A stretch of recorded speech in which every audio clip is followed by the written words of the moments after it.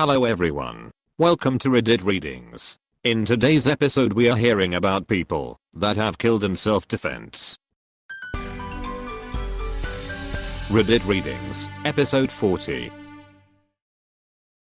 People who killed in self-defense, what's your story?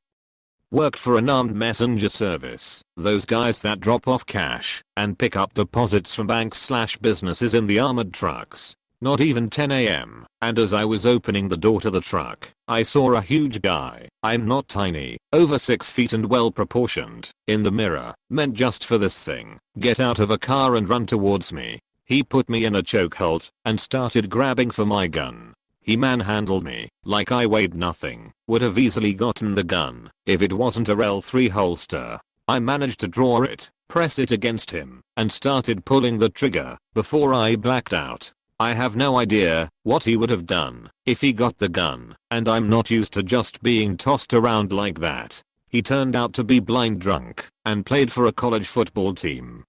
Did you stay in that job long after that? A few more years. I was there 5 years. There were 2 shootings in total during my time. It's not generally a dangerous job if you're on your guard. I've had multiple run-ins, but it was the only time I fired my weapon. I was 12, the oldest of 3 brothers. We were home alone while my parents were out on date night. At maybe 10 PM we hear a loud banging at the front door before a man broke the lock with his sheer body weight and momentum. I told my brothers to hide in my room while I went to my parents' room for their shotgun. The whole time this guy's yelling about, "Where are my keys?" and he starts coming upstairs when he heard me fumbling as I tried to load the shotgun. He flung the door to my parents' room open, and I fell back with the gun shaking in my hands. I closed my eyes and pulled the trigger twice. The first one caught him in the legs and the recoil made the second shot catch his entire torso. The poor man had been drunk and lived a few houses down the way, but I didn't learn that until after. All I could focus on was how he was begging his mother, she wasn't there, not to let him die, and that he was sorry he let her down as he slowly died on the floor just feet away from me.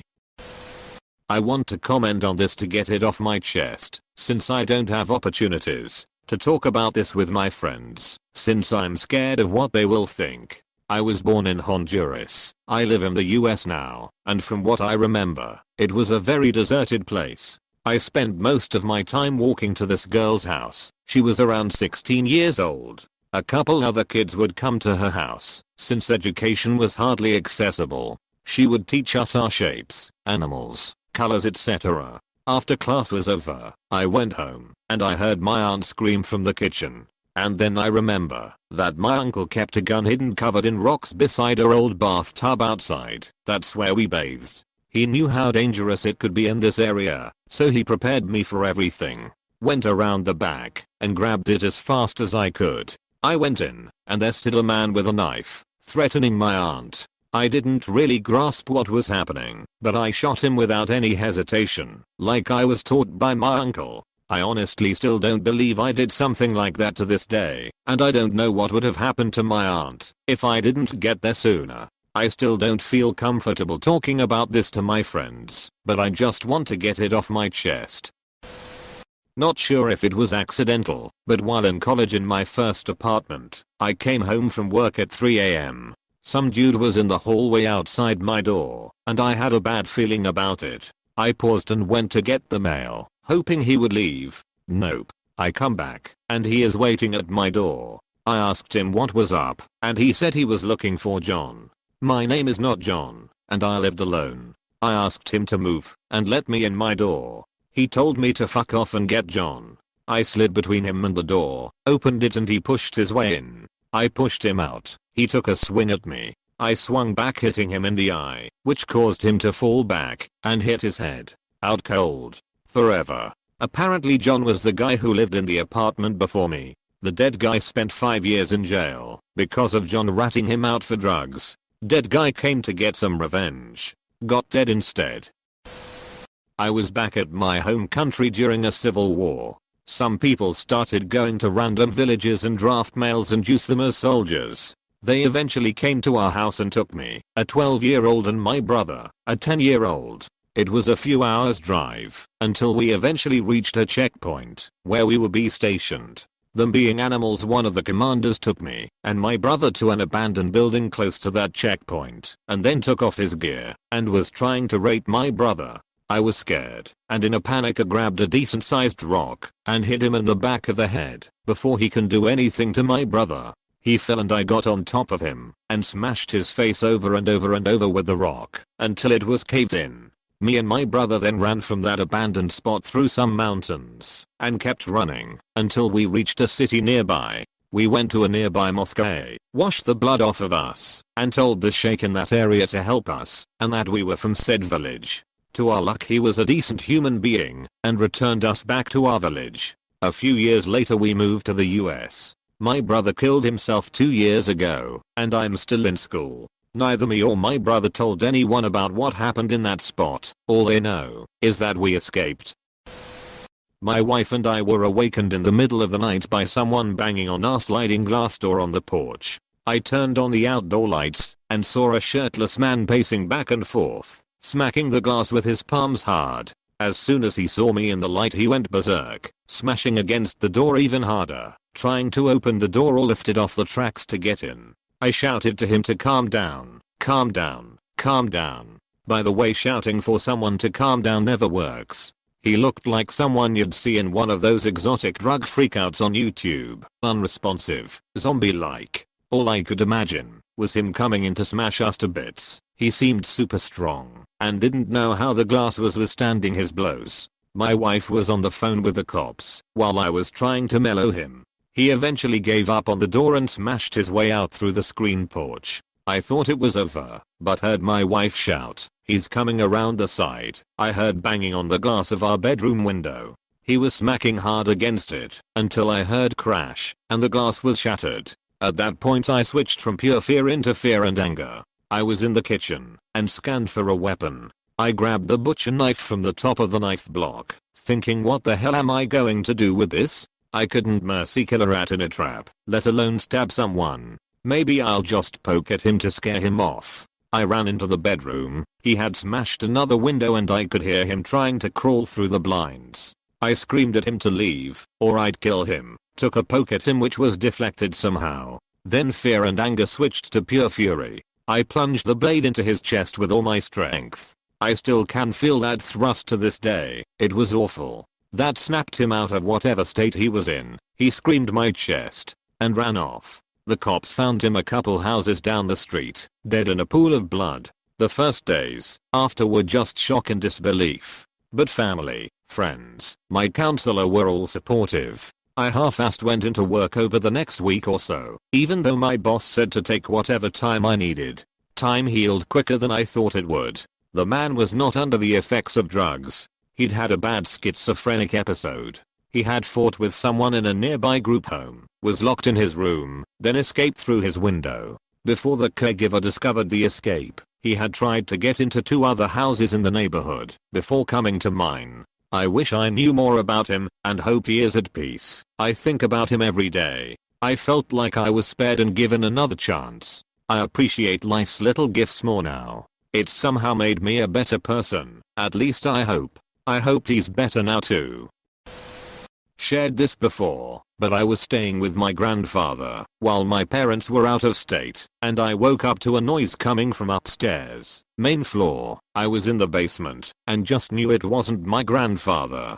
He has hearing damage from Vietnam, and it didn't wake him up, but there was banging around and heavy footsteps. I was in the room with the gun cabinet, so I grabbed a shotgun and went to check it out. When I got to the top of the stairs I just saw a guy in the living room going through stuff, so I pressed the safety and said he needed to leave. He turned around and saw my unthreatening scared as shit 14-year-old self and told me to just go back downstairs and mind my business, so I repeated myself. He turned around and started walking towards me with something in his hand, so I fired. At this point my grandpa is very awake and comes out of his room and just tells me to look away and call the police. Thankfully, due to all the factors of him being a repeat offender, having a weapon, my age, and castle laws, it didn't go any further than the police coming and asking me questions. It messed me up for a while, and I still think about it often, but I got over it and realized that as unfortunate as it was, I didn't have a whole lot of options at that point. My dad is a security guard. He's very good at his job and has recently been asked to work in Japan for a music festival as a bodyguard of the artist organizing it. Back in 2016 he kicked a crackhead out of a concert for, being jacked up on crack. The guy waited outside and followed my dad home after the concert. Being so damn high, he obviously didn't think and just wanted revenge. When he got my address he left, but came back every so often waiting for a time that none of us were home. He snuck into the crawl space of my roof and lived there for what was apparently 2 weeks before my parents and brother were out at my brother's soccer game. So I'm home alone and bored, and I hear some banging in the roof. I didn't know there was a guy up there at the time, obviously, so I opened up the roof to find out what it was. The second I opened it, he pounced on me. I kicked him off as soon as possible and ran down the hallway. He was a hell of a lot faster than me, and as I realized this the adrenaline finally kicked in, and I decided to stay and fight. I turned around just in time to see him pull out a knife and go for my back. I put out my hand and the knife went straight through. But I didn't feel it. The adrenaline was pumping. In a pure moment of fear, rage, and offense, I ripped my hand away, punched him with my left hand, and ripped out the knife with my right. He ran at me again, and I felt as if time slowed down. I held out the knife and happened to hit him in the throat. He suffocated about a minute later. I immediately called emergency services and 3 minutes later an ambulance and 2 cop cars showed up. The cops didn't arrest me as there was proof it was self-defense and that he was under the influence of cocaine, so I was free to go to the hospital. The knife had barely missed my bones, but it was too close for stitches, so I had to have my hand sort of glued together with a type of biodegradable, non-toxic super glue. This was a very traumatic experience for me. I had recently turned 18, graduated from high school, and started college. My college wasn't in the best part of town, but I ignored the warnings and didn't pay much attention to my surroundings. It was about 11 o'clock at night, and I was walking back to my dorm from a friend's dorm that was across campus. Everything was regular until I started hearing footsteps on the sidewalk behind me. When I looked back, no one was there, but it still put me on edge. I kept walking, but I kept hearing the footsteps. Every time I turned around I couldn't see anyone, and I was starting to get scared. Finally I turned around and saw a man walking further behind me. He was dressed in dark clothes and had strange gait. As soon as I saw him, he started running at me, and he was fast. I grabbed my pepper spray from my purse. I was smart enough to carry it on me and sprayed it directly into his eyes. He yelled, but it didn't stop him for long, so I ran. I knew I could outrun him for a while because I was a state track runner all through high school. I could tell I was getting tired, but I didn't know what else to do. I was on the edge of the campus and part of nudged right up to a dense forest. That's the part I was on. I couldn't see him, but I could hear his heavy footsteps as he tried to catch up to me. I saw a dead tree that was loosing branches left and right. I picked a pretty big one and dragged it to the middle of the sidewalk. Then I took a good-sized one that was pretty heavy, but I could still lift it easily. With my branch in hand I hid behind a tree. Soon after I saw him, he was still running fast and coming right up on the branch.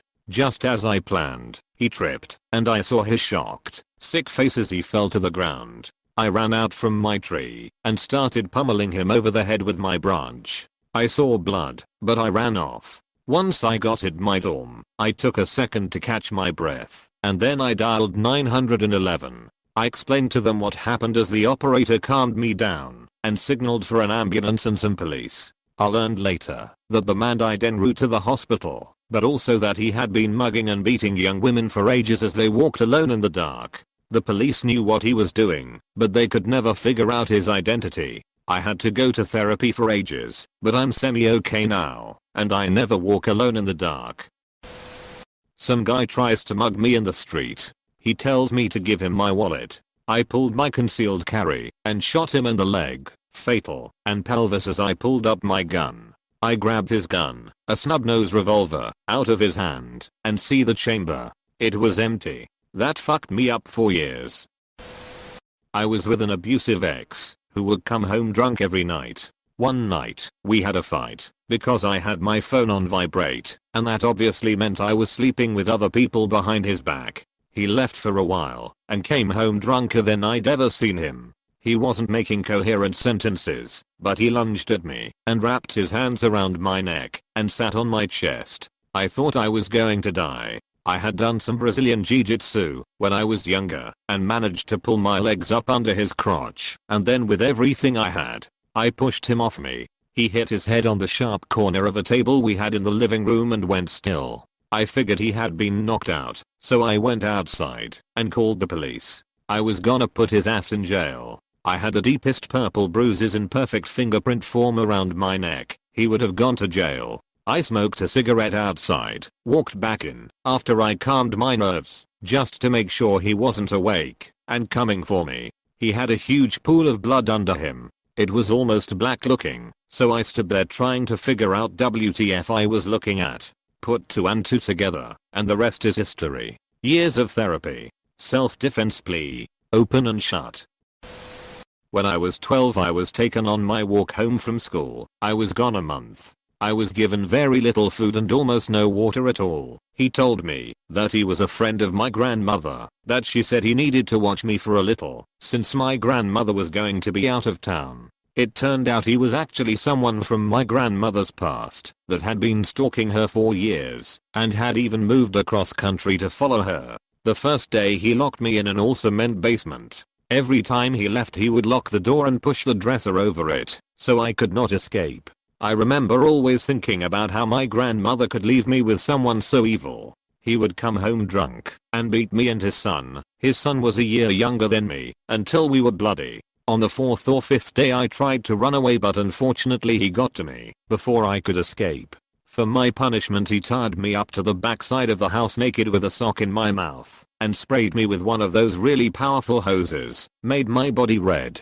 I could hear his son begging him to stop and that I didn't mean to try and leave. On the 3rd week, he started to sexually assault us. I was raped 6 times while there. He had threatened to cut off the dick and balls of whoever tried to leave and make the other watch. I can say I don't get scared of almost anything ever, but in that moment I was the most terrified I had ever and will ever be. On Thursday of the 4th week, he let me out to use the toilet. I remember feeling so weak. I lost so much weight and my skin color was going whiter the more days passed by. When he let me out I made a run for it up the stairs and to the 2nd floor of the house. His son had ran up with me. I ran into a room and hid behind the closet door. His son ran to the balcony and was trying to figure out a way down safely. A moment later his father was in the room screaming at his son and all the horrible things he was going to do. He had thought I climbed down and ran. The man was talking about how they needed to get out of there and other thing I can't quite remember.